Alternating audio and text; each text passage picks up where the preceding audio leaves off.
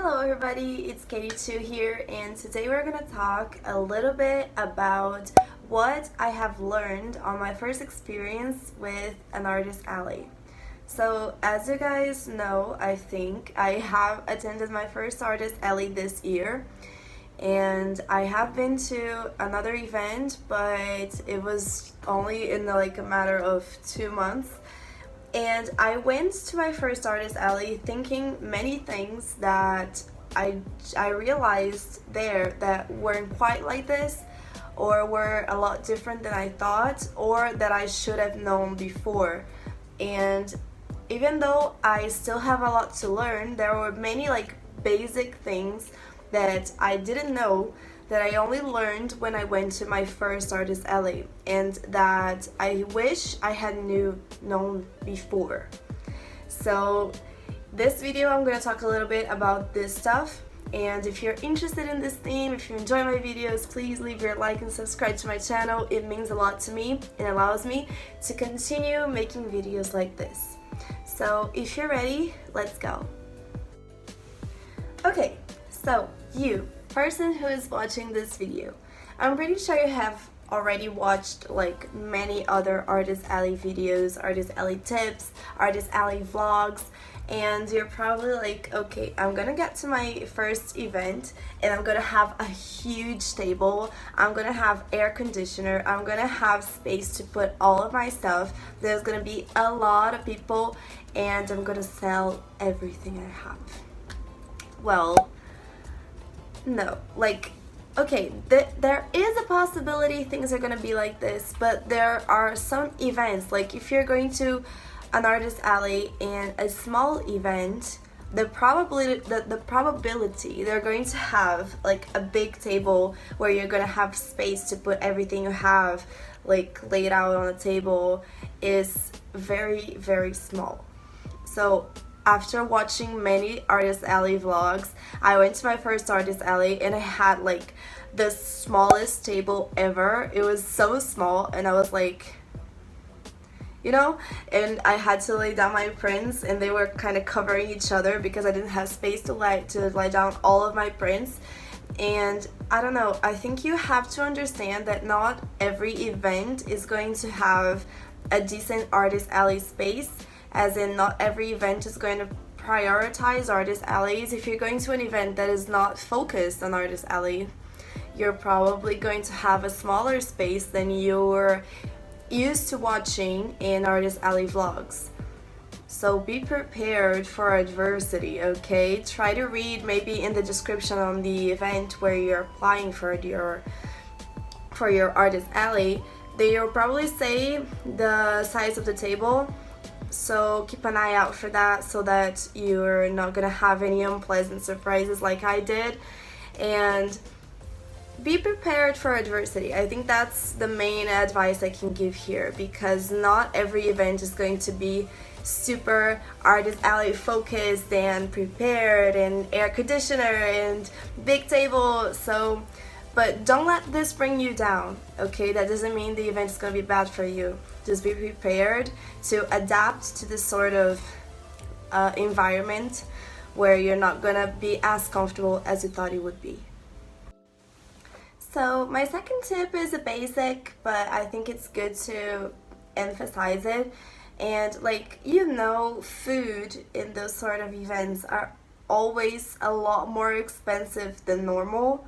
So bring food from home and water as well, and know that you're going to be there for many hours and it's going to be very tiring. So bring enough food. It's not one apple and I don't know, a bag of cookies. That's not how it works. Bring decent food that is nutritious and it's gonna fill you up, because you're gonna be there for so many hours. So it's really important to have enough food so that you're not gonna spend more money than you should on food in those events, especially because you're there to make money, not spend money. Okay, just kidding, you can spend some money, but not on food. Take food from home, it's a lot better, and you can also choose nutritious options that are not gonna leave you starving after 30 minutes, So yeah, I didn't bring enough food to my first artist alley and I had to buy there. And I did not learn on my second artist alley and I had to buy it there again. And I spent so much money on food and I spent so much time on food, like queues, waiting for my food to be ready. So like, it's not worth it. Just bring food from home, okay? That's it. Okay, so you probably noticed the lighting is different. I just closed my window because there was a lot of sun in my face. Anyway, my next tip is, if you can and if the event allows it, bring someone with you.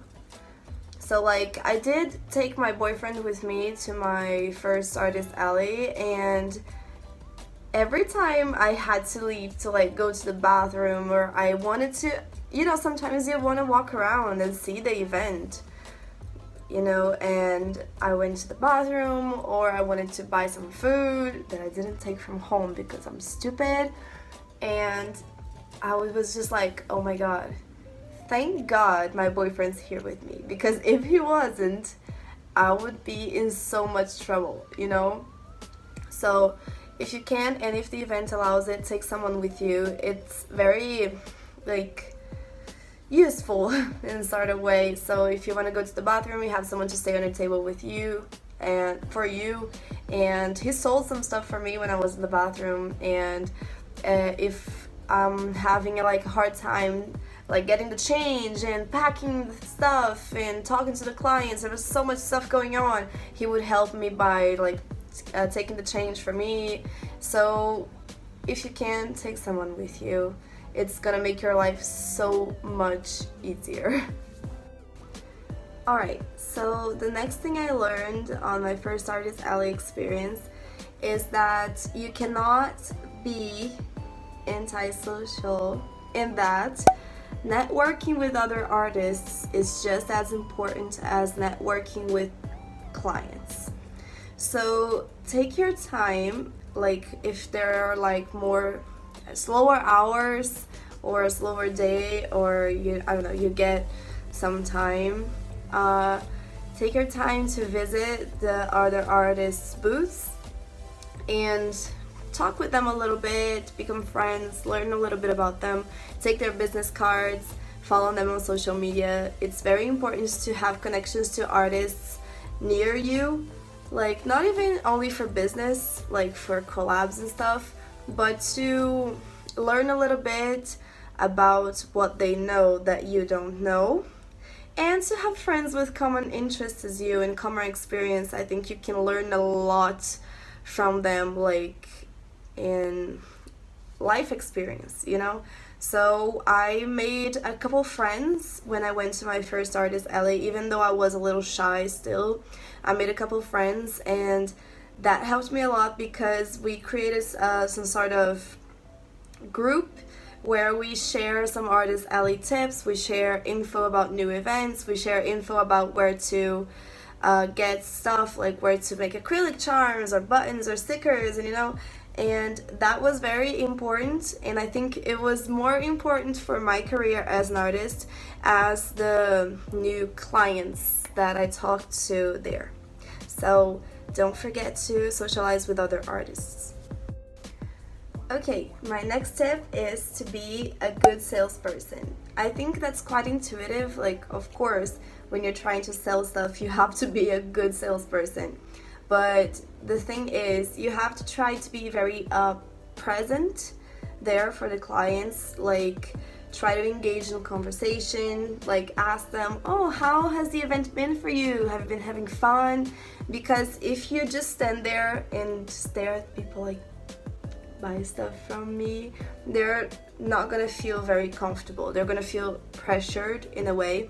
But if you approach them as a friend, they're going to feel more comfortable going through your stuff and looking at your products, and they're going to feel a little bit more compelled to buying your stuff. So on the first day, I didn't sell a lot because I was so nervous. I was just sitting on the table super stiff, and every time someone tried to approach me, approach my table, I wouldn't say hi, good morning, how has the event been for you, have you been having fun?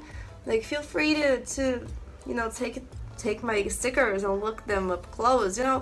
I could have engaged in a conversation with my clients, but I would just stand there and stare at them like, are you going to buy it?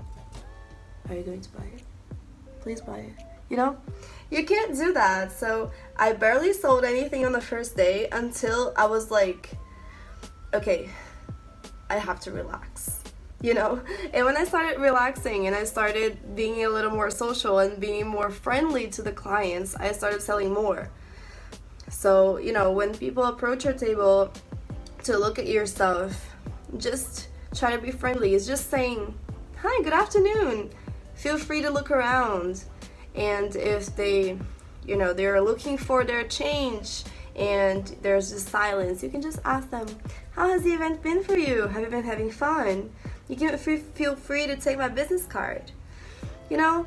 And that's how people are going to feel a little bit more interested, because it's not only your product, it's who you are as a salesperson who's going to make like a very, very big difference. So try to practice being a little bit more friendly towards strangers, because I know this is hard, but it can make such a big difference. Alright, next tip. So the first time I went to my artist alley, it was an event that started at 10 a.m. and went until 7 p.m. and I got there at 8, 9 and I left at 7:30, almost 8, because I had to organize my stuff, and then again on the other day. So I don't know, an artist alley may seem, and it is, like a very, very fun activity and very entertaining, and it really is, but it can be so damn tiring. It is very exhausting, so be prepared to be really, really tired. And for that, you have to wear very comfortable clothing, okay? Have very comfortable outfit, a very comfortable pair of shoes, very comfortable underwear, okay? And take like a coat so you can take it off, and because you never know how the temperature is going to be.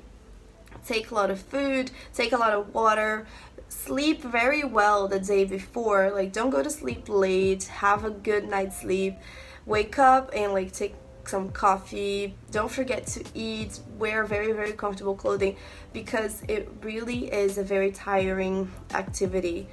And by the end of the day, you're gonna be like, I want to drop dead right now. I want eternal sleep, please. So be prepared for that and do everything you can to remain comfortable during the event. And that connects to my next tip. That's gonna be a very short one, but one you have to try very, very hard to follow. Don't stay on your phone. I know it can be such a long event, it can be so tiring, sometimes it can get boring, but as long as there's people around you, don't stay on your phone, because they're gonna walk past your table and they're gonna think, this person isn't interested on what's going on around, this person is bored, this person doesn't care, they're just on your phone while this whole event is going on, and I don't want to talk to this person. So put your phone aside. If you're feeling bored, try to distract yourself by drawing, and take a little notebook and a pen and try to distract yourself by sketching a little bit, or talking to the artist around and to the person that you took with you if you could. But don't stay on your phone. It's really, really uninviting to the people who are passing by your booth. Alright, so something that I was expecting, of course, at an artist alley, but happened in a much more intense way, was the competitiveness. So you have to be aware of the fact that you're going to be at a place and you're going to be sharing the public with lots of different artists. So you have to do your best to stand up Okay, even though like you can be friends with these other artists, they are in a certain way your competition. So you have to do your best to stand out, and there are many ways you can do that. You can pick a very specific table aesthetic that's going to attract your public very specifically. They're going to be like, oh my god, I love pink kawaii stuff, and I'm going to go to this booth because it's all pink, you know? So sometimes it can be really useful to have a specific table aesthetic. You can have a colorful tablecloth, you can have Christmas like fairy lights, you can have like a super big banner on your table, you can just be like the friendliest artist ever, you can have like, I'm not saying this is something you should do, but you know, you have to have not really lower prices, you have to have competitive prices, and you're allowed to change your prices during the event. For example, I went with higher prices, and when I realized all the other artists around me had lower prices than me, I had to lower my prices because I have to be competitive. And it's, someone will go to my table and they're like, oh, these stickers are cute, but there's another table there who's selling stickers on the same theme that are half the price, and I'm going to buy from them because they're half the price. Those people, they're not your fans, they don't know you, so you have to be competitive and you have to stand out. And so be aware that there is competition around you, and sometimes just your product alone isn't going to be enough, so you have to stand out from the crowd. Alright, something that's really important for you to do is to keep track of what you're selling and how you're selling it. If you have time, it's even nice to have something detailed. Like for example, I have just sold this Pikachu button for this amount of money. It was paid with a credit card, and the client was a 13-year-old girl. Okay? So what can you get from this information at the end of the day? If you write down everything that you've sold with this amount of detail, you can tell how many of each item have you sold, what's your main way of payment. Do people pay more in money or do people pay more in card? What is your main public? What sort of people buy each item? What is the busiest time of the day? So if you have time to write everything down, you should, because when you get home and you get this notebook with all this information, you can analyze that, and your next experience is going to be so much easier for you because you're going to understand your public more. So I really recommend you keep track of everything you're selling, how you're selling it, and to who you're selling it. My last tip is, for me, one of the most important ones, because I had a really hard time with that because I did not experiment at home. So there are a lot of things that you're going to do at an artist alley that you have never done before. So for example, I bought a credit card machine for my artist alley, and I did not experiment enough with it at home. I just did one transaction. I was like, okay, this is fine, approved, I can take it to the artist alley. And of course I had problems with the credit card machine at the artist alley. Like, stuff happened that I had no idea how to solve, and I did not try my tablecloth and see how well it would contrast with my drawings.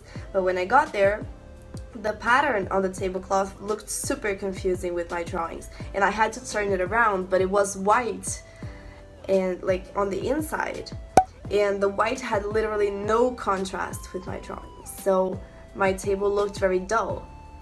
So that's the sort of thing you should experiment with at home. So you have a tablecloth, put it on one of your tables at home and look at how well your drawings contrast with it.